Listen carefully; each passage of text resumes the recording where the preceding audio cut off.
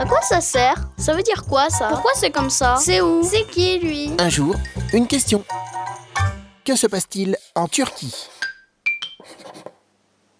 Le 10 octobre, 2 bombes ont explosé à Ankara, la capitale du pays, faisant près de 100 morts et 500 blessés. Cet attentat est l'un des plus meurtriers de l'histoire du pays. Il a profondément choqué le peuple turc et a également fait naître des inquiétudes en Europe. Mais pourquoi la Turquie est-elle soudainement au centre de toutes les attentions? D'abord parce que sa place géographique est stratégique. Elle est située à cheval entre l'Orient et l'Occident et fait symboliquement le lien entre les deux. Elle a aussi des frontières communes avec la Syrie et l'Irak, 2 pays dans lesquels l'Europe et ses alliés combattent les terroristes djihadistes. La Turquie s'était tenue à l'écart de ces conflits, mais elle a décidé en juillet 2015 de rejoindre la lutte contre les djihadistes et est devenue la cible du terrorisme.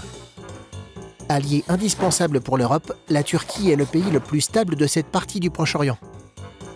C'est une démocratie, avec à sa tête un président élu par le peuple. La Turquie est aussi un pays laïque, où vivent ensemble des personnes de différentes religions, musulmans, chrétiens et juifs.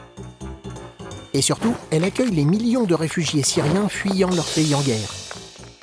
L'Europe a donc décidé, mi-octobre, de verser plusieurs millions d'euros à la Turquie pour l'aider à gérer sur place l'arrivée de ces réfugiés.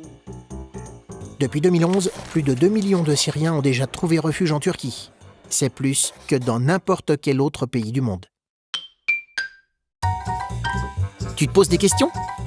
Nous, on y répond.